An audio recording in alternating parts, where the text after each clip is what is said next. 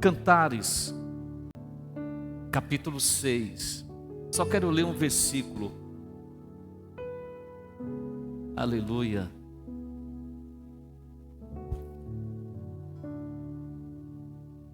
Quem é esta que aparece como a alva do dia, formosa como a lua, pura como o sol, formidável como o exército com bandeiras? Vamos ler junto? Vamos lá.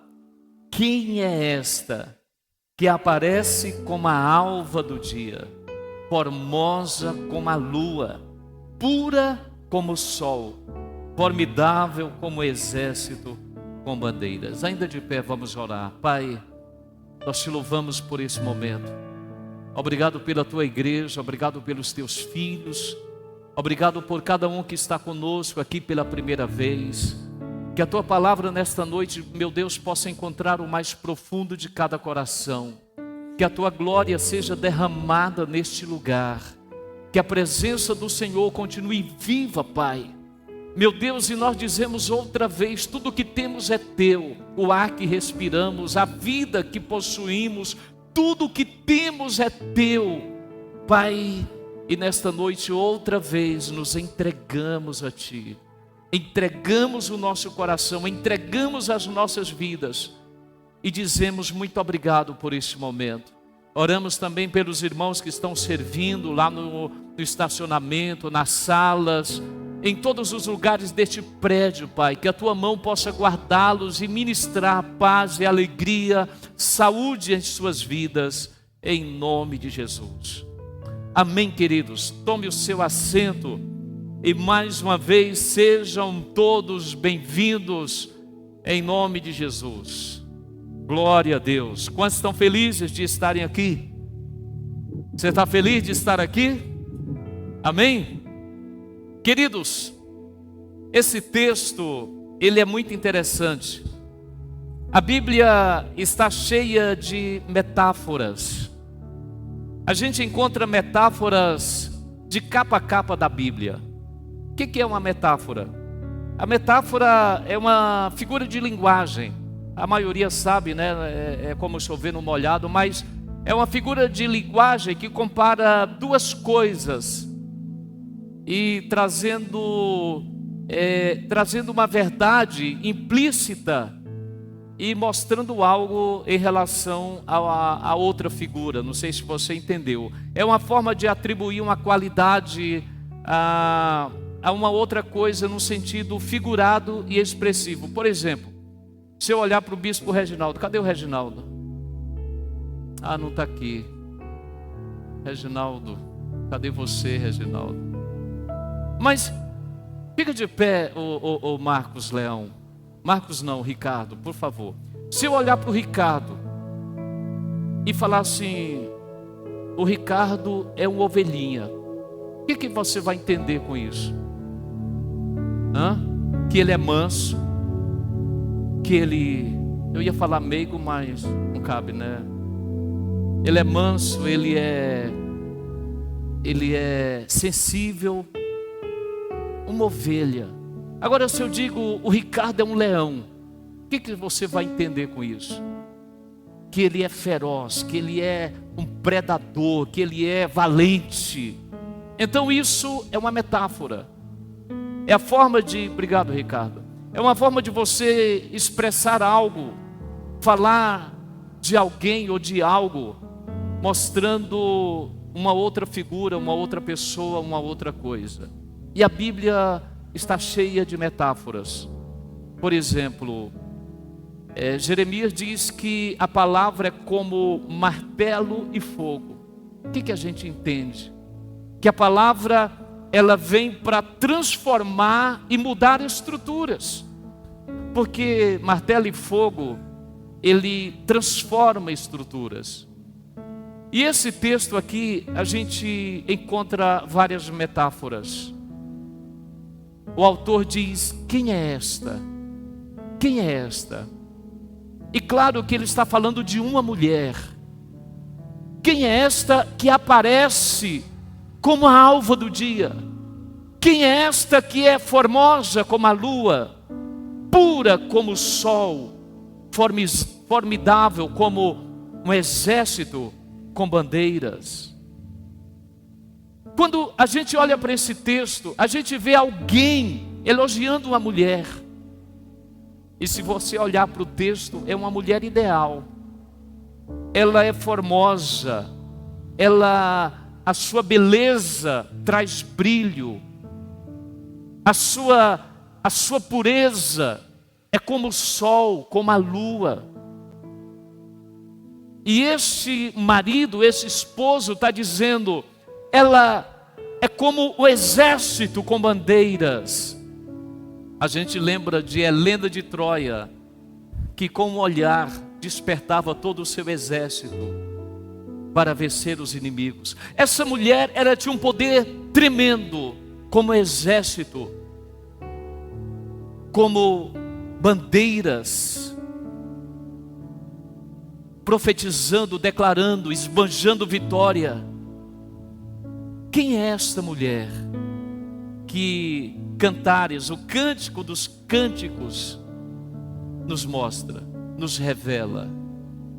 É claro que Cantares é um livro onde fala de intimidade, onde fala de um relacionamento entre um homem e uma mulher. Mas se a gente estudar Cantares, está falando de algo além. Está falando de um noivo e de uma noiva. Está falando de Cristo e a sua igreja. E aqui, nesta figura de linguagem, Salomão olha para aquela mulher e ele diz: quem é esta que aparece? Os estudiosos da Bíblia dizem que quando o texto se refere a esta mulher, está falando da nação de Israel restaurada. Outros já dizem que é a igreja tomada da glória e da plenitude de Cristo. O certo é que esta mulher é a noiva do Cordeiro. Esta mulher tomada de beleza, esta mulher tomada de glória, de pureza, é uma figura da igreja gloriosa que o Senhor vem buscar. O Senhor não vem buscar uma igreja doente, uma igreja manca, uma igreja tomada, envolvida pelo pecado, pelo lamaçal do pecado. Não, o Senhor vem buscar uma igreja gloriosa. E a beleza da igreja não está nos prédios de mármores, nos galpões, nas luzes, no brilho, no som. A beleza da igreja não está nos megatemplos, não está nas luzes, no prédio, não. A beleza da igreja está no comportamento daqueles que são igreja. Está no cotidiano da vida daqueles que são igreja. A beleza da igreja está em pessoas. Igreja não é esse prédio. Aqui é um prédio. Aqui é um prédio de tijolo, de ferro, de cimento. Igreja não é isso, embora chamemos isso aqui de igreja, mas igreja somos nós. E quando o escritor de Cantares, Salomão, ele traz essa metáfora, falando de uma mulher, de uma beleza, de um brilho, de uma glória, espiritualmente, ele está trazendo a revelação da igreja dos últimos dias, que vai aparecer e brilhar sobre o mundo de trevas. E nós vemos aqui algumas coisas. Alva do dia fala de um brilho na escuridão. Formosa como a lua fala de uma beleza por excelência. Pura como o sol fala de uma igreja sem mistura, uma igreja límpida, uma igreja santa, porque esta é a igreja que o Senhor virá buscar. Formidável como o exército, com bandeiras. É uma igreja que produz admiração. É quando alguém olha para a igreja e vê como um grande exército comprometido por uma causa. O que nos faz ser igreja? Se a gente olhar o conceito bíblico, igreja, no Novo Testamento é chamado de eclésia, no Antigo Testamento de carral, mas o sentido é o mesmo, chamados para fora. E a gente pode aplicar isso, chamados para fora das quatro paredes, ou chamados para fora do mundo, para a pureza, para a santidade, para responder a um chamado, a uma missão. E quando eu olho para o termo eclésia, é o termo que o Novo Testamento usa para a igreja, como diz Atos 20, versículo 28, a igreja de Deus, que Ele comprou com o seu próprio sangue. Você foi comprado na cruz do Calvário. Você foi comprado por Cristo no Calvário. Cristo morreu, comprou as almas dos homens e mulheres que estavam mortos no pecado, mas agora tem salvação e esperança de vida eterna. Cristo morreu não para nos tornar pessoas prósperas, pessoas com recursos deste mundo, mas Cristo morreu para nos dar vida eterna. Ele nos arrancou do império das trevas e nos transportou para o reino do Filho do seu amor, no qual temos a redenção, a remissão dos pecados. Para isso foi que Cristo morreu, para nos perdoar, para nos comprar. Samuel Whitefield, ele diz que igreja não é uma reunião de pessoas que conhecem e buscam informações sobre Deus. Igreja é um povo sendo transformado à imagem de Deus. É quando nós entendemos, é quando nós somos tomados por essa mensagem, por esta palavra. É quando a mensagem do Evangelho entra no meu coração. É quando a mensagem de vida vem para mudar a minha história. É quando eu sou ferido por esta mensagem. Então nós não estamos aqui para apenas ouvir uma mensagem, uma palavra. Nós estamos aqui para sermos transformados à imagem de Deus. Nós estamos aqui para sermos transformados, lapidados. Não mudar a nossa performance, mas mudar o nosso coração. Transformar o nosso coração. Quando eu entendo isso, quando eu compreendo esta mensagem, isso me faz tomar um posicionamento. Porque eu não sou chamado para vir num domingo, sentar nessa cadeira confortável, rever meus irmãos e voltar para casa. Só isso. Aí no domingo que vem eu venho de novo, sento, ouço a mensagem, vou para casa e nada acontece. Não. Eu preciso dar uma resposta a esse chamado, a essa voz que olha para nós, para mim, para você como igreja, e diz: quem é esta? Quem é esta que aparece como a alva do dia, formosa como a lua, que brilha como o sol? Quem é esta? Isso me faz olhar para mim mesmo e dar uma resposta ao Evangelho. Se eu entendo que eu sou a igreja, consequentemente ou naturalmente, eu sou corpo de Cristo. Amém? Amém, queridos? Nós somos o corpo de Cristo. Corpo de Cristo. Ele é a cabeça. Nós somos o corpo. O corpo, ele não pode ficar inerte. Os membros do corpo, eles não podem estar separados do corpo. Se você arrancar a sua mão ou um dedo e colocar de lado, o que vai acontecer? vai secar, vai morrer, vai apodrecer. O corpo, os membros têm que estar no corpo, recebendo vida, recebendo saúde, recebendo o oxigênio do corpo, a seiva da oliveira, da videira, aliás. O membro tem que estar conectado. Então eu tenho que dar uma resposta nesse tempo.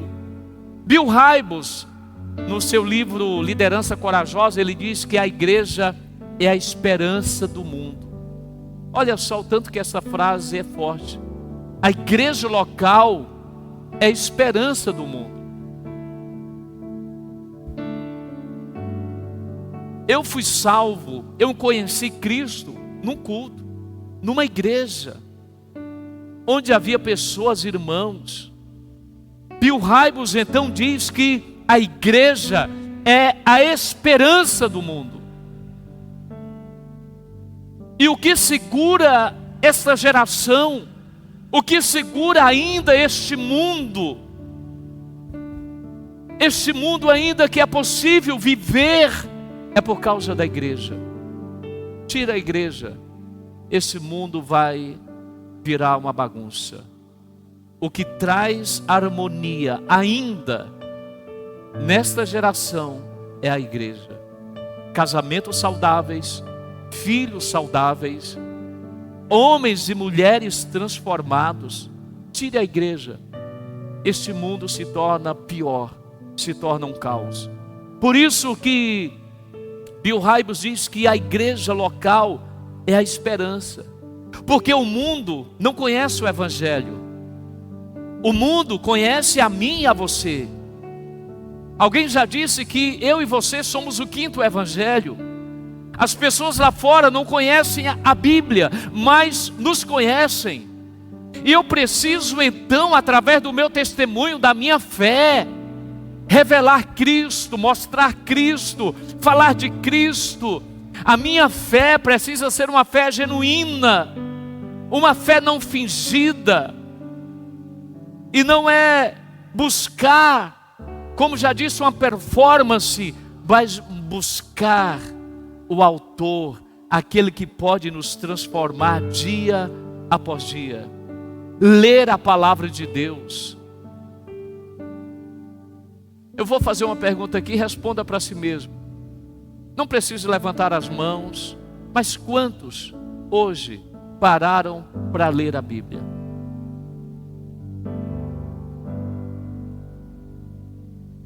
Será que hoje você parou? Tirou pelo menos 10, 15, 20 minutos para ler a Bíblia? Deixou o seu celular lá no cantinho e parou e falou assim: hoje, este momento é eu e Deus.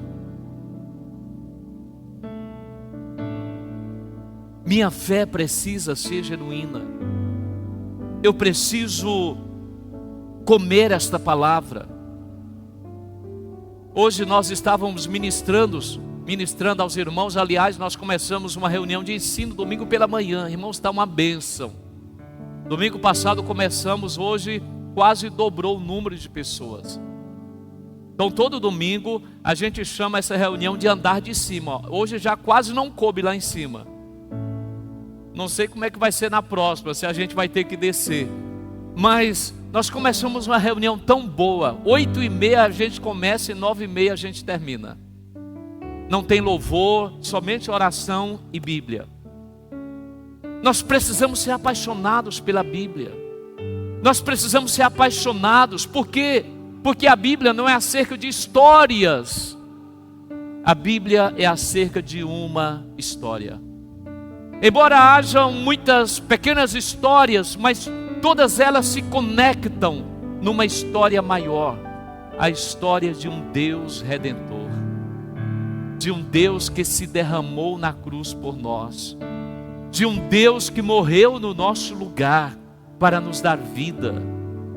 Então nós precisamos aprender da Bíblia, conhecer a palavra de Deus, ter a visão apostólica de Jesus para os povos e nações. Será que nós como igreja estamos cumprindo o papel que Deus quer que cumpramos. Eu preciso ler a Bíblia não para que eu a domine, mas que ela me domine, para que ela me transforme. Porque, irmãos, isso aqui não é um livro qualquer. Aliás, Napoleão Bonaparte, ele diz, quando ele ficou preso 6 anos na ilha de Santa Helena, ele ficou 6 anos mergulhado nas Escrituras. E Napoleão, eu gosto de uma frase de Napoleão que ele diz assim: a Bíblia não é um livro qualquer, é uma criatura viva. Muitos de nós têm esse livro lá guardado, empoeirado, mofado, mas não temos relacionamento. Sabe por quê? Porque a gente ainda não descobriu que aqui não é um livro qualquer, aqui é uma pessoa que se relaciona conosco. É o próprio Deus falando ao nosso coração. É o próprio Deus agindo em nossas vidas. E qual é o propósito então de ser tomado por esta mensagem, de ter essa visão apostólica para os de fora? É viver uma vida com propósito. E qual é esse propósito?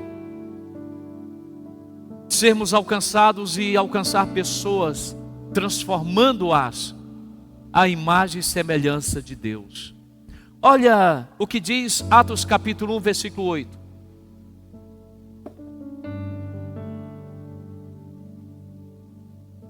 Atos 1, 8. Mas recebereis o que? Poder, ao descer sobre vós o Espírito Santo, e sereis o que, irmãos? Fale mais forte. Minhas testemunhas. Jesus está voltando aos céus. Jesus tinha sido morto, foi crucificado, foi morto. No terceiro dia ele ressuscita, e a Bíblia diz que ele fica 40 dias aparecendo aos discípulos. 40 dias se revelando, se manifestando aos seus discípulos. E tanto aqui em Atos capítulo 1, verso 8, como em Lucas 24 e Mateus 28, é o mesmo contexto, onde ele diz: mas recebereis poder ao descer sobre vós o Espírito Santo, e sereis minhas testemunhas, tanto em Jerusalém, como em toda a Judeia, Samaria e até aos confins da terra. Até o Pium, até Itacajá, até Guaraí, até Taquaralto, até Palmas, até aos confins da terra. Agora, quando eu olho para essa palavra testemunha, você sabe o que isso significa? Às vezes a gente precisa, quando a Bíblia fala, vocês são testemunhas, a gente pensa que é para contar nosso testemunho daquilo que Deus fez. Não, querido. A palavra grega usada para testemunha é mártir. Mártir. E o que nós entendemos com mártires? Aqueles que entregaram as suas vidas, aqueles que entregaram seus dias, aqueles que se comprometeram com a causa do Evangelho, aqueles que não ficaram presos às coisas deste mundo, mas aqueles que engajaram na missão. A gente não entende o que é mártir, porque a gente não viveu. A gente só escuta histórias do passado, e até hoje acontece em países que estão sendo perseguidos. Irmãos estão sendo perseguidos, estão sendo mortos por causa do Evangelho. Ainda são mártires, testemunha. Queridos, a igreja ocidental é tão superficial. Nós vivemos um evangelho tão superficial. Igrejas, galpões estão sendo lotados. Ainda há um frenesi, pessoas buscando bênçãos. Eu vou à igreja para receber uma bênção. Sim, Deus pode te abençoar, e eu creio nisso, amém? Mas o motivo principal de estarmos aqui não é buscar bênçãos, é sermos transformados à imagem e semelhança de Cristo. É permitir que a mensagem do Evangelho encontre o mais profundo de nós e sejamos transformados por esta mensagem. É sermos ofendidos pela mensagem, porque somente a ofensa vai trazer transformação em nossos corações. Serão minhas testemunhas, ou seja, aqueles que se comprometeram com a causa do Evangelho, aqueles que foram feridos, tocados, marcados, que deram suas vidas pela causa do reino de Deus, aqueles que abandonaram confortos, prazeres desta vida para viverem para Cristo. E às vezes ficamos bicudos se a gente não recebeu ainda uma bênção. E ficamos chateados com Deus, porque Ele não atendeu os nossos caprichos. Eu creio que Deus é um Deus abençoador, que pode dar riquezas tremendas para você. Mas o foco do Evangelho fala de renúncia, fala de morte para este mundo e viver para Cristo. A mensagem do Evangelho não mudou. A porta continua sendo estreita. A porta continua sendo estreita. Não tem como entrar no reino levando uma bagagem muito grande. Quando eu olho para a igreja primitiva, todos eles estavam numa perspectiva, na visão, no nível da visão dos apóstolos, no nível da visão de Cristo. Eles estavam engajados, eles estavam comprometidos com a causa do Evangelho, porque eles entendiam que eram a igreja. Deixa eu falar algo para você. Cristo não tem um plano B. Jesus deixou 11 homens comprometidos com uma visão. Jesus deixou 11 homens comprometidos por uma causa.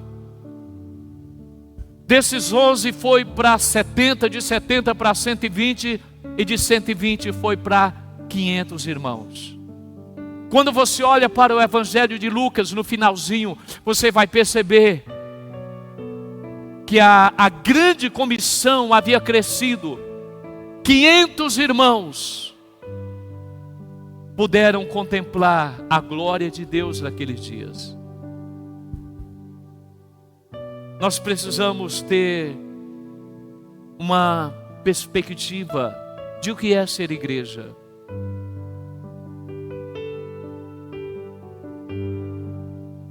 Nós sempre falamos uma frase do Carlito Paz: igreja não é um lugar para se frequentar. Igreja é uma família para se pertencer. É nos tornarmos irmãos. É olharmos uns para os outros e contemplar o amor, a beleza de Cristo. Como nós cantamos, a beleza de Cristo, a igreja só é a igreja por causa de Cristo. Essa noiva, essa mulher que aparece como a alva da manhã, que brilha como o sol, que é formosa como a lua, que é formidável como o exército, ela só é assim por causa do noivo. Tira Jesus de mim, tira Jesus de você, o que sobra? Nada. Nada. Nada. Lutero diz: as coisas boas em mim são por causa de Cristo. As coisas ruins em mim são por causa de mim mesmo. Se tirar a bondade de Cristo na minha vida, se tirar a beleza de Cristo da sua vida, só sobra você. Lewis diz que o inferno é o homem encontrando consigo mesmo, com pavor de si mesmo, com o vazio e o grito da alma de si mesmo. Tira Cristo de alguém, só sobra lixo. Porque Isaías diz que até as minhas obras são como trapos de imundície diante de Deus. Ou seja, irmãos, se tirar Cristo de mim, pode me jogar no monturo, pode chamar o caminhão e me levar, porque é só lixo. Essa mulher, a igreja, só é igreja por causa do noivo. O que traz a beleza, o reflexo, o brilho, a pureza, o caminhar de vitória, de lutas, de guerras, mas de vitórias, é por causa do noivo e não dela. Ela apareceu, mas o brilho do noivo a alcançou.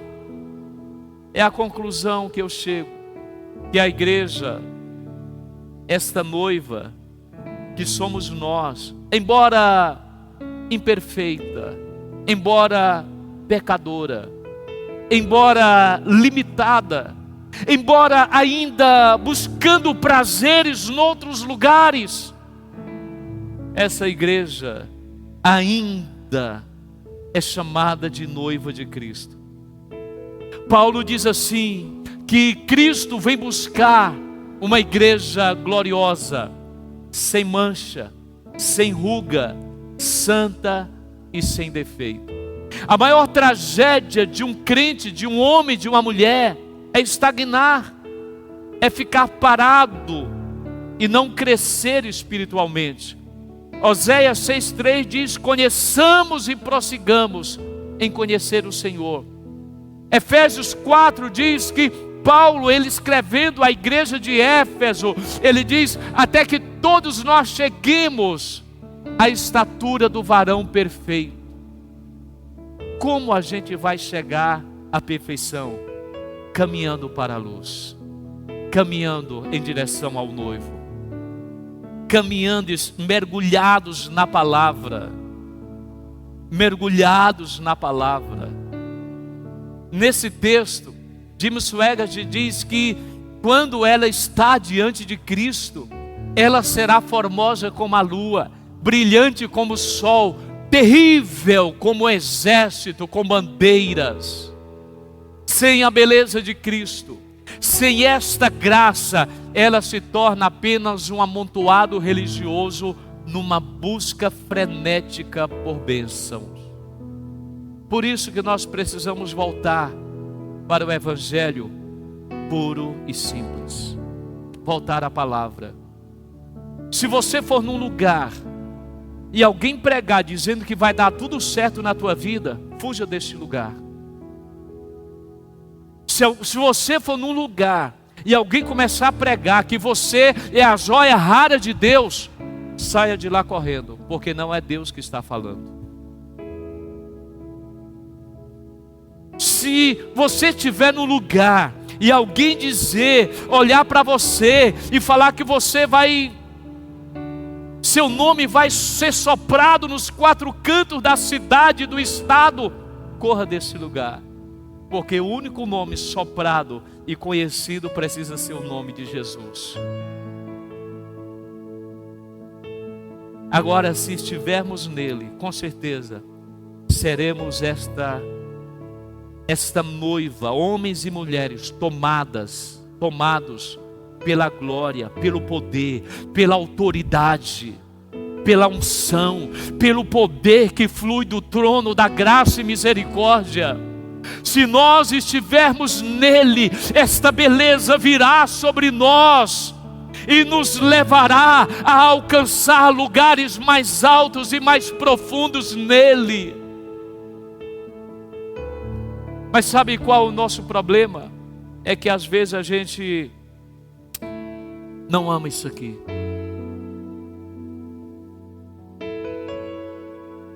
Será que ainda dá tempo até o final do ano, da gente começar uma vida de oração, de rendição, de devoção a Deus? No seu quarto mesmo, no seu ambiente de lar. Será que é possível você começar amanhã, tirar 15 minutos por dia, meia hora, parar tudo e falar: este momento sou eu e Deus. Começar uma vida de oração e leitura diária da palavra. Uma pesquisa recente, de 4 ou 5 anos atrás, nos Estados Unidos, eles fizeram uma pesquisa com 40 mil pessoas.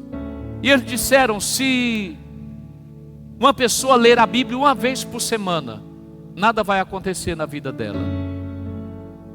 Se ler a Bíblia 2 vezes por semana, nada vai acontecer na vida dela. Agora, se ela começar a ler a Bíblia 3 vezes, você já viu aquele exame do coração? Vai uns pontos assim, algo vai acontecer na vida da pessoa. Agora, essa pesquisa mostra: se você ler a Bíblia 4 vezes ou mais por semana, está aí o gráfico. Sentimento de solidão cai 30%. Problemas com raiva cai 32%. Amarguras no relacionamento cai 40%. Ou seja, relacionamento seu e do seu cônjuge vai melhorar. Relacionamento seu com seus filhos vai melhorar. Cai 40% as amarguras de relacionamento. Alcoolismo cai 57%. Estagnação espiritual cai 60%. Pornografia cai 61%.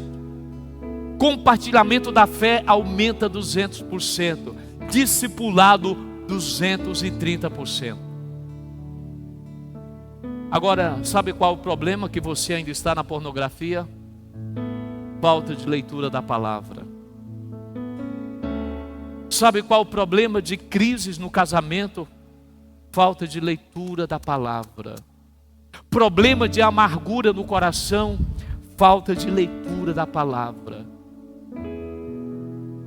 Problemas dentro de casa? Falta de leitura. Porque quando você começa a ler esta palavra, querido, como eu disse, não é um livro qualquer, é uma criatura viva que vai ministrar no teu coração.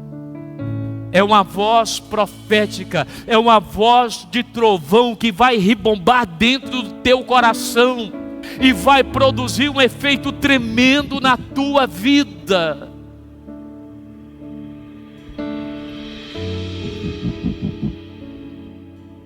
É tempo de voltarmos para as Escrituras.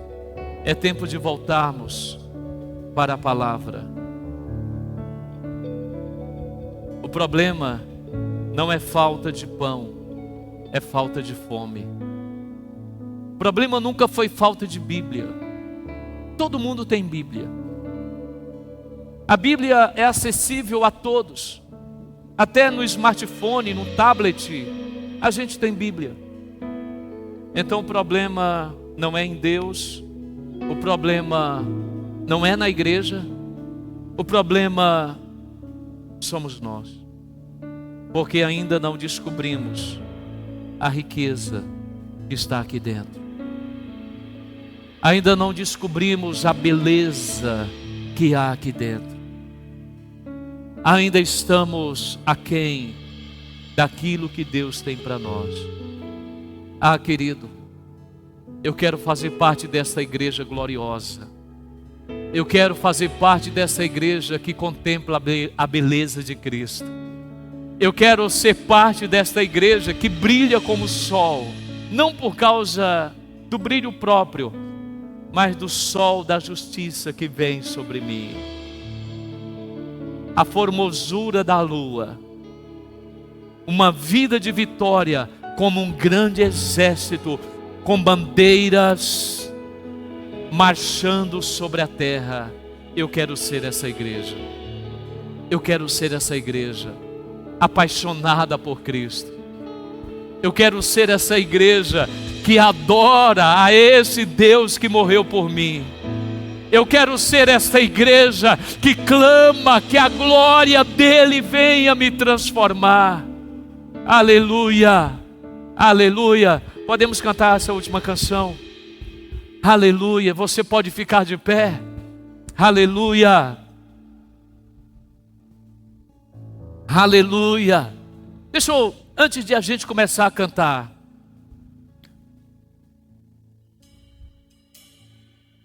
irmãos, tudo na nossa vida é de acordo com a nossa fé e o nosso posicionamento a uma resposta daquilo que Deus ministrou ao nosso coração. Anteontem eu estava comentando com um pastor amigo meu. A gente estava conversando aqui, ele veio me visitar sobre a Bíblia. E eu disse para ele: pastor, eu tenho 37, 38 anos que eu sou crente. Raros foram os anos, talvez uns 7, 8 anos, que eu não li a Bíblia toda em um ano. Raros foram os anos que eu não li esse livro todo. Marilza sabe, meus filhos sabem, eu sou um amante da palavra de Deus. Eu sou um amante deste livro. Todos os dias eu leio este livro. Todos os dias eu me dobro diante deste livro. Todos os dias eu como este livro, porque eu sei que aqui está todo o poder de subsistência, de força, de santidade, de saúde, de vida. Tudo aquilo que eu preciso está aqui. Tudo o que eu preciso está aqui. Que você se posicione, que você faça uma aliança consigo mesmo, de falar: Senhor, me ajuda. Eu quero ler a tua palavra. Eu quero ser daqueles que amam, que desejam, que buscam.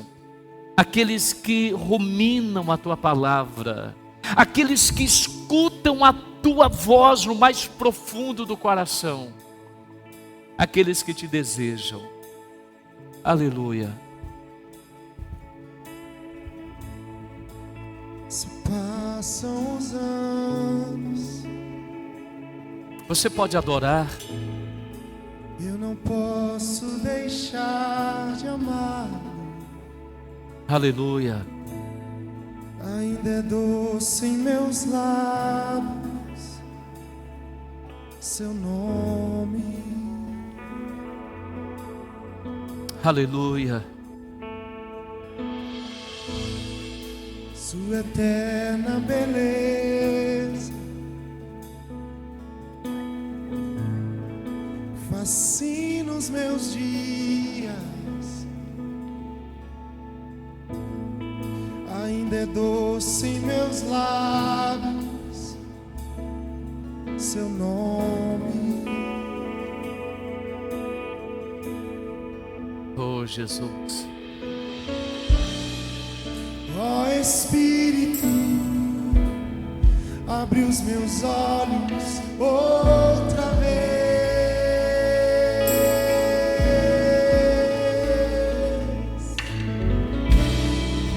Quero ver a beleza de Deus no Filho. Faça dessa canção a sua oração. Ó Espírito. Ó Espírito, abre os meus olhos